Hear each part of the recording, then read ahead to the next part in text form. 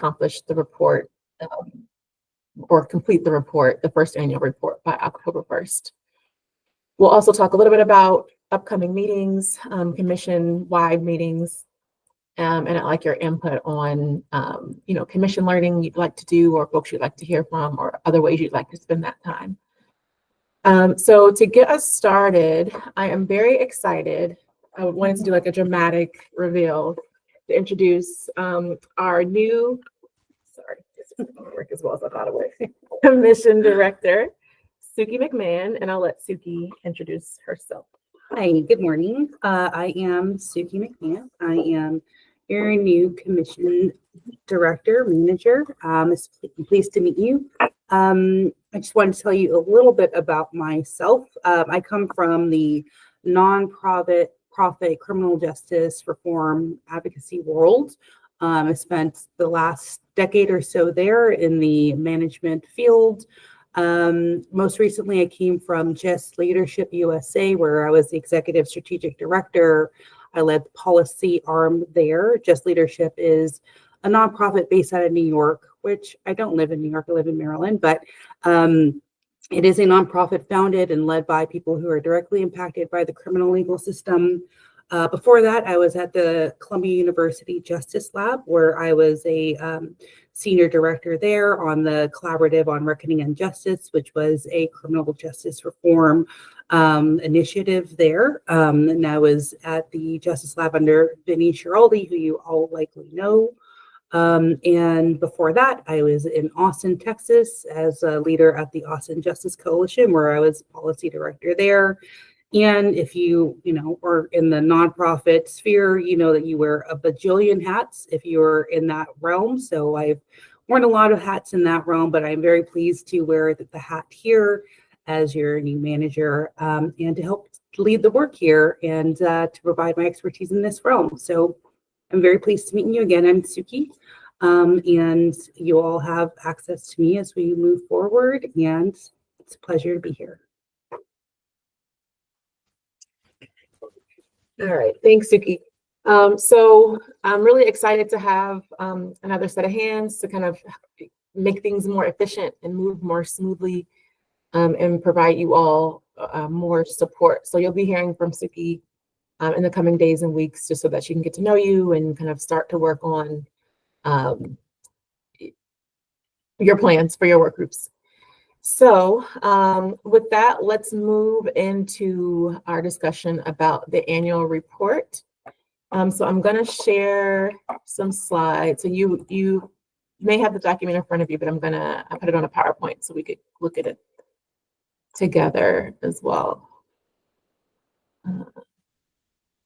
Okay,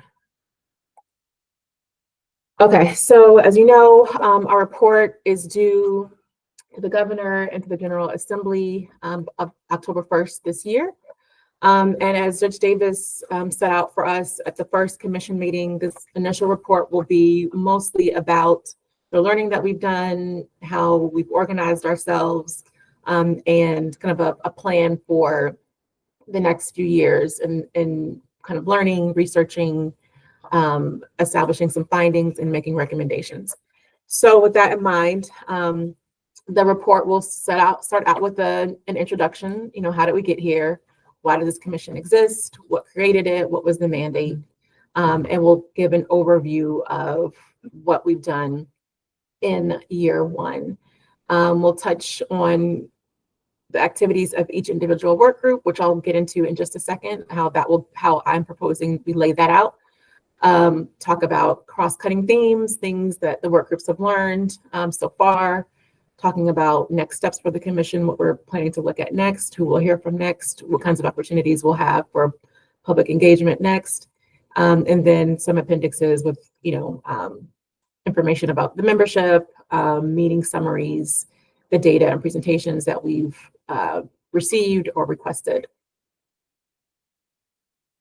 So in terms of the work group summaries, shout out to Aubrey and Dr. Christie for kind of starting to draft the outline for their report. So some of what is here I borrowed from what they had put on paper. So we'll start out with objectives and approach. We all looked last month at a document that kind of starts to, I think, hone in on what each work group is really going to focus on and what they're going to tackle and how.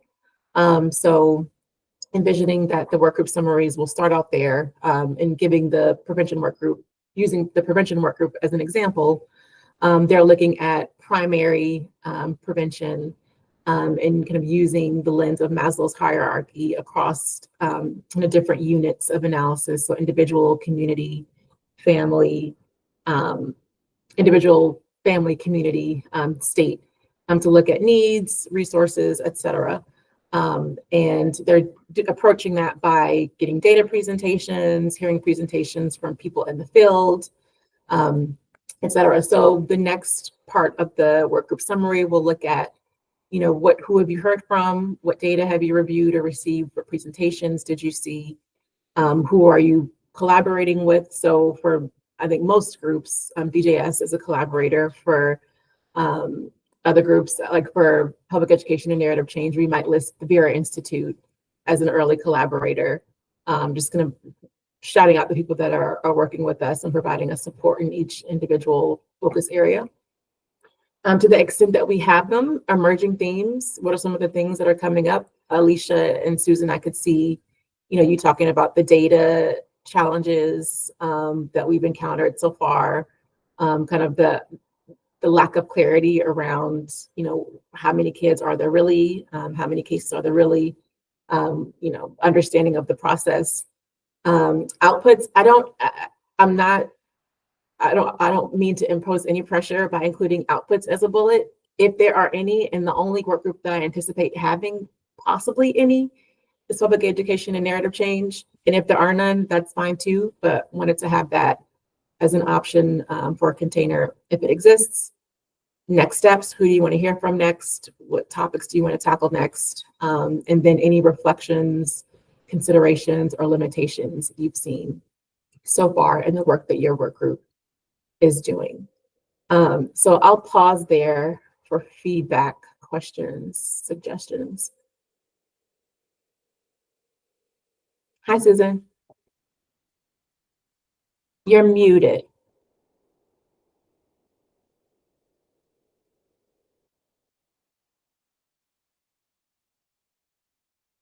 We can't. Oh, there you go.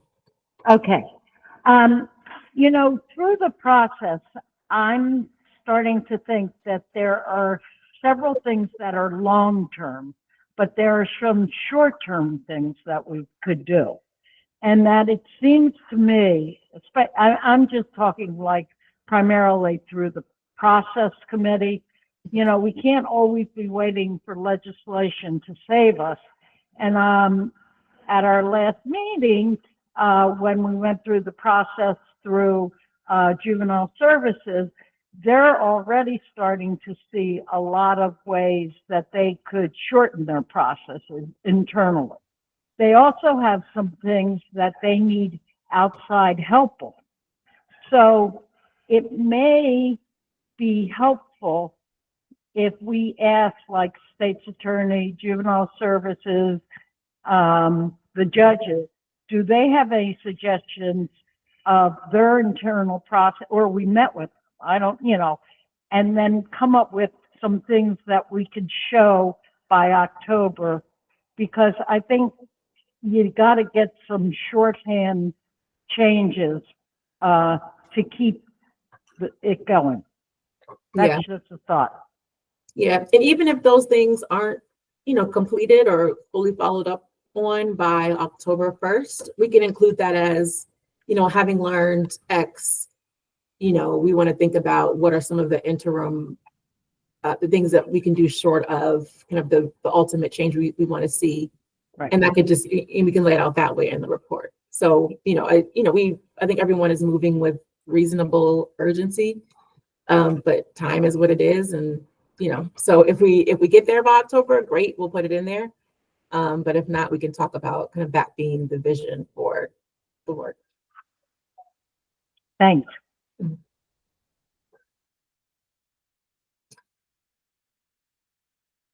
And I'm hopeful that now that we have Suki on board, we can go back through all of the kind of commission and work group meetings, looking at the notes and start to pull some of these themes that we're seeing. And so we can kind of put that on paper for you all to respond to. And that'll be part of the process in actually completing these drafts.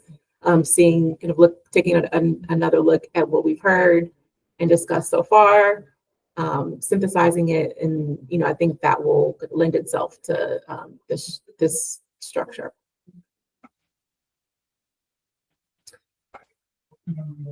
Any other thoughts, questions, anxieties?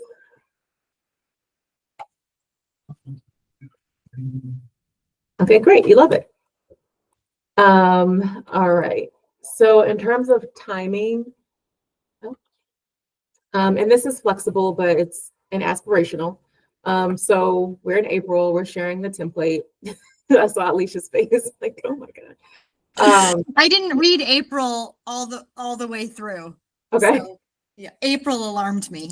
Okay. But we're here, we're doing it. We can cross check April off. We've done that part.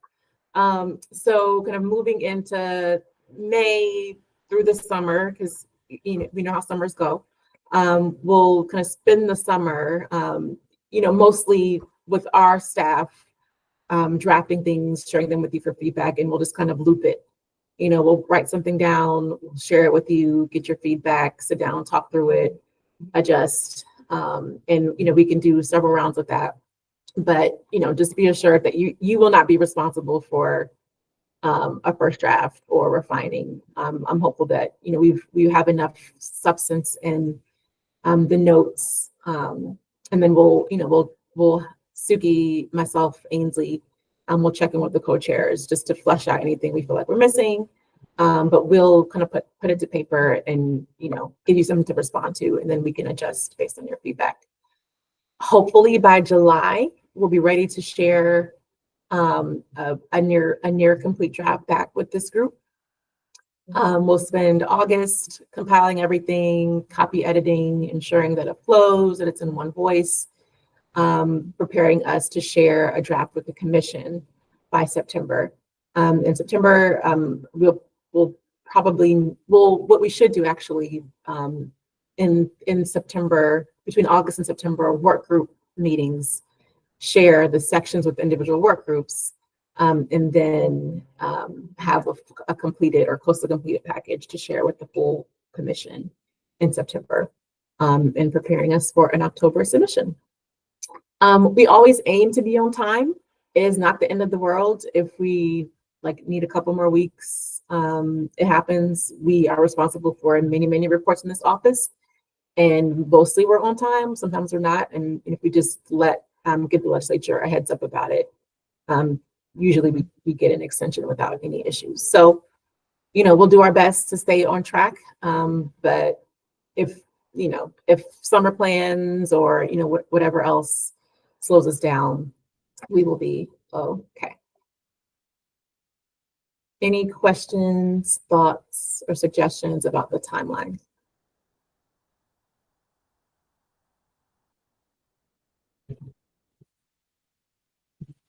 Okay. Great.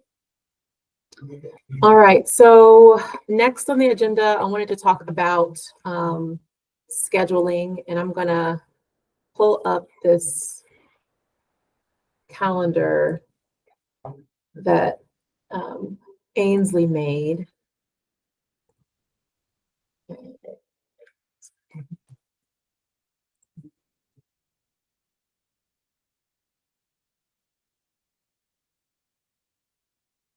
Okay, just laying out where we are through the rest of the year.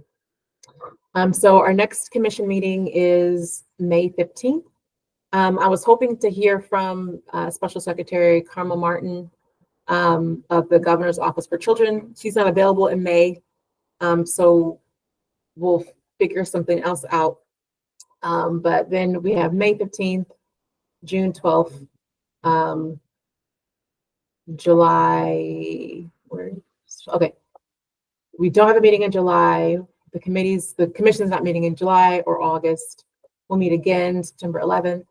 and then October 9th. We don't currently have November or December meetings scheduled. We'll circulate some dates for that and share them back with you. A few of the folks that we've kind of had on a list of potential presentations for upcoming commission meetings, in addition to the Governor's Office for Children, are the Juvenile Law Center based in Pennsylvania. The Judge Davis has a relationship with them. I think he might be on their board. I'm sure that they might be a good group to hear from. We also received late last year a report written by Human Rights for Kids about ACEs among children who are charged and sentenced as adults. So that could be a valuable presentation to kind of hear them present some, I hate to call them highlights, but some kind of top level findings or information from that report. I think it's called Disposable Children for the commission. So curious to hear if you all have anyone you really want the commission to hear from, anyone you think would provide some valuable learning on a commission-wide basis. Are you interested in having more purely discussion-based commission meetings? Any thoughts or ideas about that? I mean, this is Nate. Oh, sorry, someone raised their hand. I just jumped right in. Liz, you want to go? Go ahead. Oh, okay, sorry. I was never good at that at school either. I guess when we had Vera present to the commission, one of the things that I liked that we did when Vera was helping us with the Juvenile Justice Reform Council was that we had, for our meetings, we had a substantive topic, and then we had a mix in the meeting of sort of talking about the topic from a Maryland specific way, and then talking about it as an issue. And I think sometimes that was data focused in terms of looking at what was going on in Maryland, looking at what was happening elsewhere. And sometimes it was more about policy. What's the policy in Maryland? What's the policy elsewhere? It could be about the practices, what's going on here and elsewhere.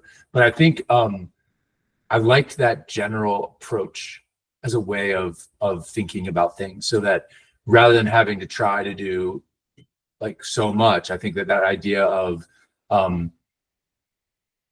not bringing in people to talk about like the world, but talking about like something, like getting into it. So if we wanted to, I think that should be driven by what's coming up through the committees or the work groups about what are the topics, the substantive topics that we're focusing on, and we can figure out how sort of granular those ought to be. So thinking about something, for example, like diversion as an area, talk about diversion. We talk about diversion, or we could even get more specific and talk about what does it look like to focus on restorative justice as a way of doing diversion. Or we could look at what are examples of community-led diversion or pre-arrest diversion. Like, we could think about what we want to do and talk about that in the context. But I do think that general way was good, that we, instead of getting too lofty and thinking about a topic and have a national group come in and talk about it in its own right, that doing that while also then always going back to what's happening here. What does it look like here? What I think is a very good way to keep us kind of grounded in our charge, while also making sure we're listening to experts and different voices on those topics. Liz? Oh, sure. Thanks. So I used to be on the GOCCP State Advisory Group for Juvenile Justice. And, we gave out grants, and a lot of it was on, how is juvenile services complying with federal regulations and so I just wonder if that might be a group that would be helpful for this group to hear from, and what work they're doing and what role they play. Because it was, I was on that group for many, many years. I've lost touch with what they're doing these days, and how all the new changes at the federal government. So that was one source of kind of innovative work that could be done in terms of grants that could establish new programs. And so that my thought was that that might be an interesting group for the commission to know about and hear from where they're at today and what they're working on. Definitely. And we can definitely set that up. You know, they want to be involved in the commission. They want to know you and, you know, collaborate. So we can, that's a great idea. We can set that up. And they're actually kind of related to the federal, just so for everyone's awareness, related to the federal rules around kids and adult facilities. That is one of the things that the SAG reviews and reports on. We did finally get the compliance standard. So for background, in 2018, federal law changed in that it prohibited certain conditions for kids in confinement. Among other things, it said that kids cannot be held in adult facilities. It's more complex than that, but in a nutshell, kids can't be held in adult facilities for a certain amount of time unless certain conditions are met. So like sight and sound separation, which shouldn't be accomplished through solitary confinement, and other things like that. And so we get money attached to this law. We've been waiting, I think, for several years for a final determination of, so the Fed said, if you are not in compliance with this law, you will lose some of this federal funding. Maryland law kind of puts us out of compliance. Kids are being held in adult jails, as most of you know, beyond what's permitted by federal law. So they finally issued kind of what the standard was. So basically, how many kids can you have at any given time in an adult facility and not kind of be out of compliance? So we got those numbers, and Maryland, no surprises, way out of compliance. So that's, anyway, we can have the SAG come in and talk about that and talk about how that impacts funding and what their funding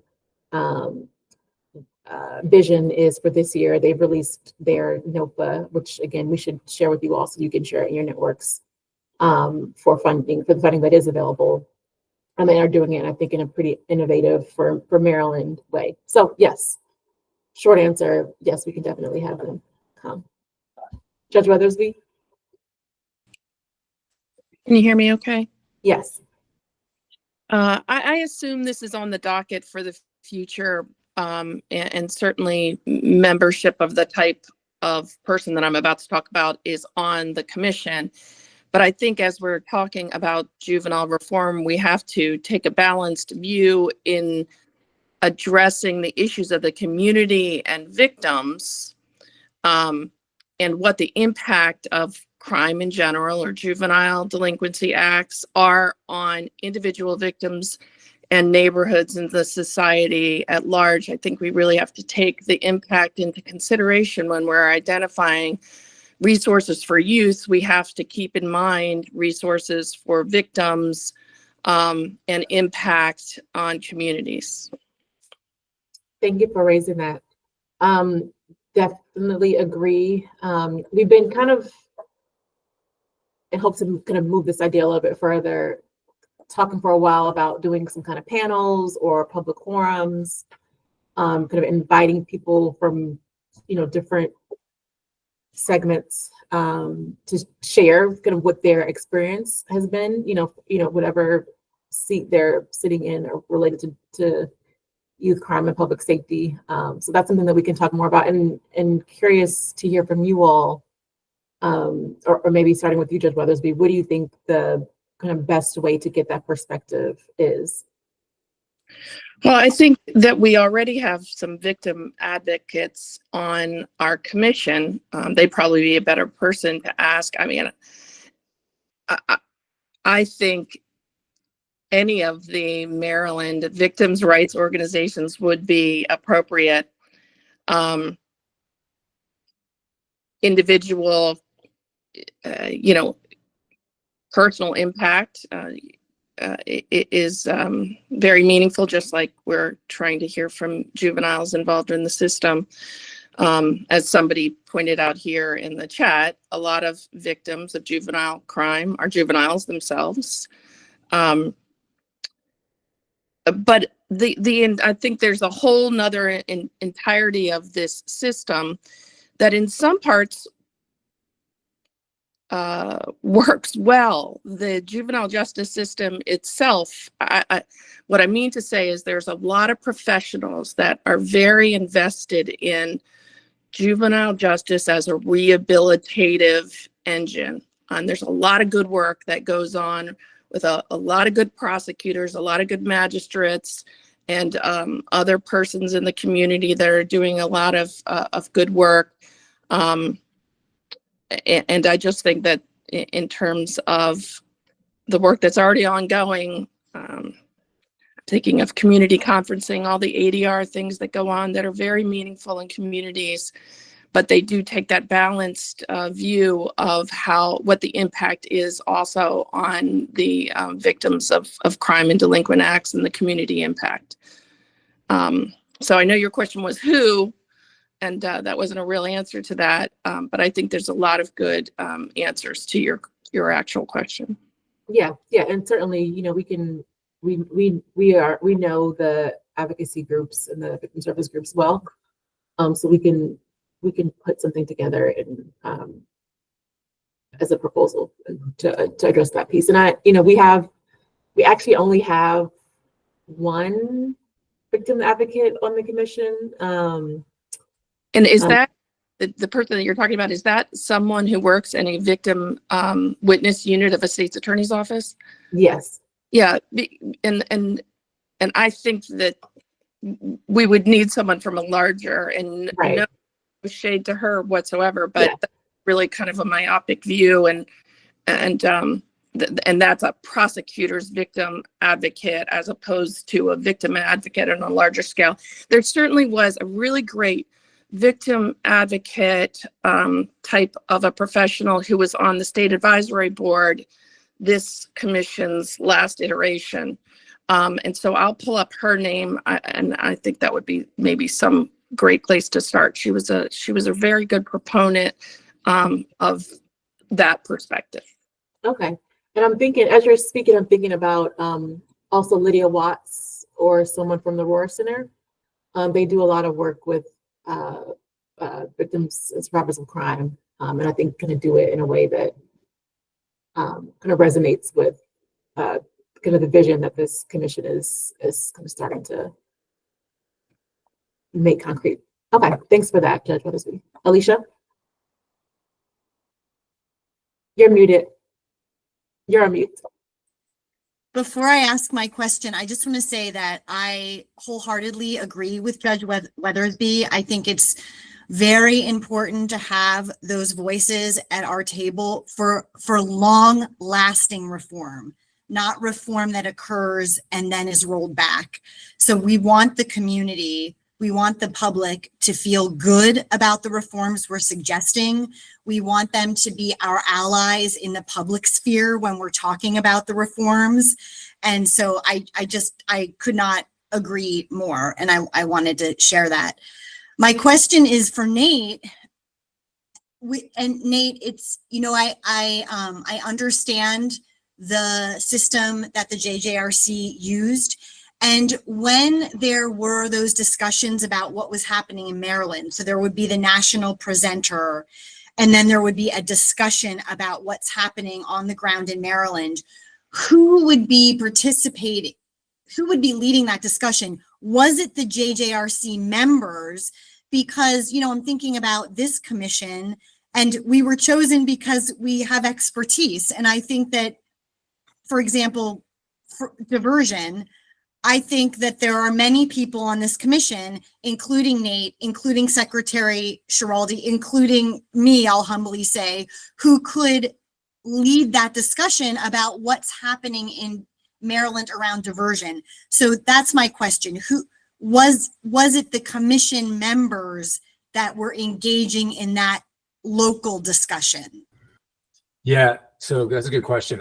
I think that, you know, the way that that whole process was, I mean, Bureau was really steering the meetings. The Bureau of Institute of Justice was been steering the meetings, but I'll say, like, at the time, I think DJS in a big way was like driving. They were making sure all the data was available, and they were giving access for Vera to be able to see what was going on. So I think usually the presentations each time were being led by Vera. Sometimes there might be another group that was coming in, but the discussion would be among the members of the JJRC. We don't have that same kind of setup this time. So like, I think that, I think it would be open, and I agree. Like, I don't think it didn't require a national group to talk about the local practices. What they would do though, for example, was be able to go into, this just as an example, anyone can look at those presentations that they put all up there, but they wanted to say like, explain probation locally. Like, we get into a discussion about what probation looked like in Maryland, but what they could point to is go, here's the population of kids on probation. So they were like looking at the data to say like, here's who's on probation. What do we think about that? Here are, based on DJS's, whatever their system, case management system, here are the services that kids are getting and a percentage, like what percentage of kids under supervision are getting electronic monitoring versus an education program versus a mental health program. Like, it was sort of giving that baseline stuff. So they were sort of like laying out some very basic stuff, but not pretending to know the weeds of like how things actually work. So I think it would be great to have a discussion about how are things working. And I agree that the people on this commission could do it. I think to like Judge Weathersby's point and like the role, like, I think one of the big questions as we get into some of these practices in particular, and again, I don't know when any of this should come up. Like, we don't have the same kind of discrete, like, we've got 1 year to do everything, which was the Juvenile Justice Reform Council. Like, we have time. But I think one of the things that was missed by doing it that way also is it didn't get into how are things different throughout the state. And I think sometimes the focus, and not to be a broken record, but like the focus on DJS makes it seem like we have a system that is just like one thing statewide. But once we get past DJS, everything else is pretty local. Like, the other actors in the system are, other than also OPD, I guess. But like, when we're getting into all the what's happening at the police level, the school level, the prosecutor level, the judge level, like, all this stuff is happening, and and also the communities themselves. So understanding that, so even a conversation about like diversion as a good example, like that conversation requires not just us as a commission, it understands like, what does it look like in different parts of the state? And any conversation around that would have to explain, is diversion the same, like from one place? And we know it's not the same, that there are places that have police diversion. There's places that don't. There's places that are keeping kids out of juvenile intake from schools, and there's places that aren't. Like, we know that that's happening, but being able to like inform, to have that conversation, I think would be really good. We don't need outside people to have that part of the conversation. Okay, that's helpful. We kind of had started down a path of convening panels like that. So we talked about with Judge Davis doing, a panel of, as an example, law enforcement who have successful diversion programs, and kind of hearing about what that looks like on a local level. So we can move in that direction if that's the consensus of what I've heard from Nate and Alicia about that piece of it. But, eager to hear feedback from others if that's the direction we want to move in, is kind of focusing on particular processes and how they're being implemented locally. Diversion sounds like one that I've heard so far. Restorative justice practices or opportunities that exist in the state. I'm hearing from voices of victims of crime, of youth crime, as another kind of set of stakeholders we want to hear from. Are there others? Well, and I would just want to say that Alicia said it so much better than I did about it's not victims that we want to hear from necessarily. We want victims at the table. We want victim advocacy groups at the table, because if we don't get buy-in, then there can be a boomerang effect regarding recommendations that this council might make. Okay.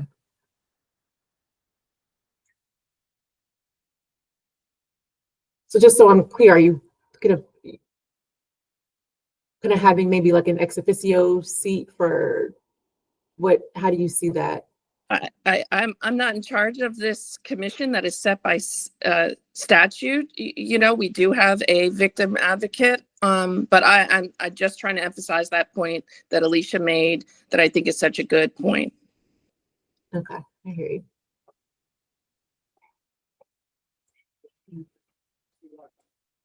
Okay. So we can propose some kind of next sets of folks to hear from within the state, and circulate that for you all's feedback.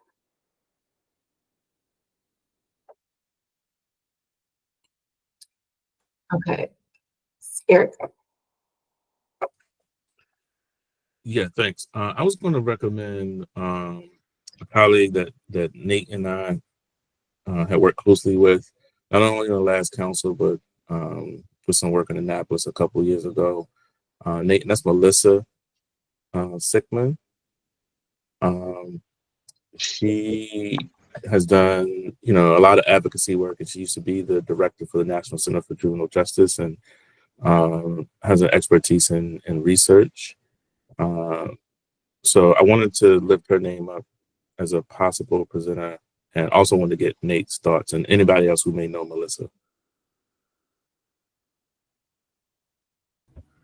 I don't know. Melissa would be great. It might be her replacement at this point. Melissa's been retired now for a couple of years, so I'm not sure, but she'd be great. Yeah. Eric, will you email me her name? Sure.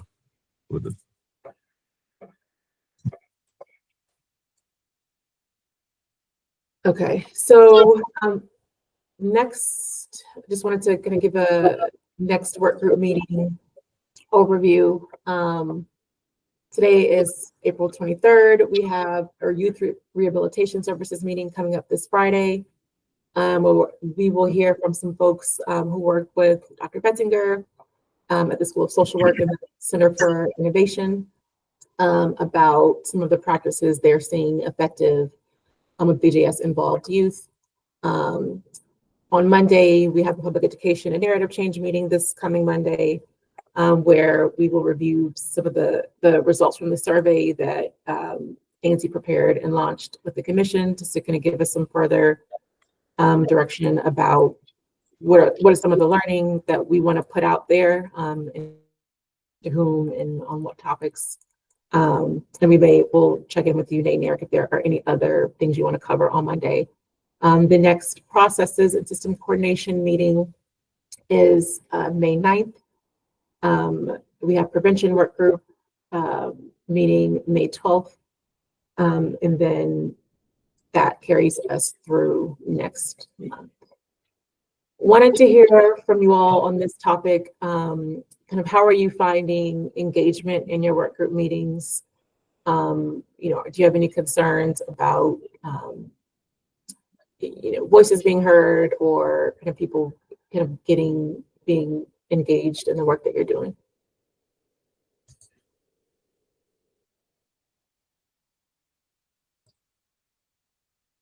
Okay, and maybe this is something we can dig into as Suki checks in with each of you. Just thinking through, are there people you haven't heard from that you want us to do some direct outreach to pull in, things like that? Bethany, that sounds good. I'd like to touch base with Suki. I don't want to call anybody out in the larger group, but yeah, I think that at least for Susan and my work group, there's one or two voices that we want to hear more from and have more active participation from. Okay. Thanks. All right. With that, are there any updates that you want to give, that folks want to give about their work groups, who they've heard from recently, who they're hearing from next, beyond what I've shared in terms of scheduling?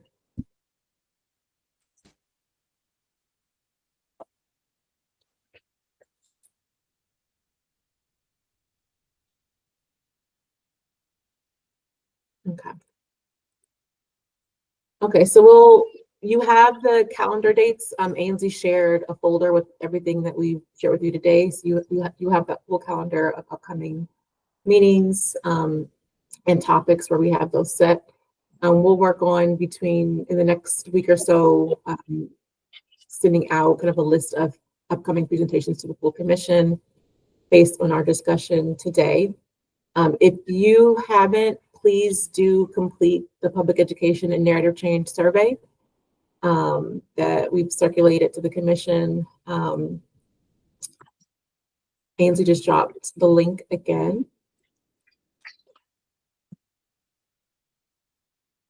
And then you'll also be hearing from Suki, each work group to get organized and get some direction from you about where you want to take the work group next. Any other thoughts, questions, concerns?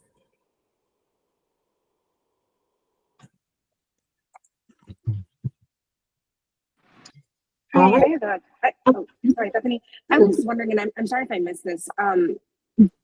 Have you guys gotten a chance to kind of like sit with our mandate, our legislative mandate, and do you have any reflections on like where we are in terms of ticking the boxes there? Yeah, so I mean, we kind of look at it every time we're thinking about meeting, and we've kind of tried to interpret it kind of based, in compliance with the law, but also kind of through a lens of what the commission has expressed interest in seeing. And as far as I know, I mean, I feel like we're on track. Each work group, the work groups cover the gamut of what's set out in the legislation. I haven't, to be honest, kind of been going with fine-tooth comb, like, are we doing this thing each time? But I feel like we're moving in a direction where we are kind of at a high level on the path to accomplishing the goals set by the law. Great, thank you.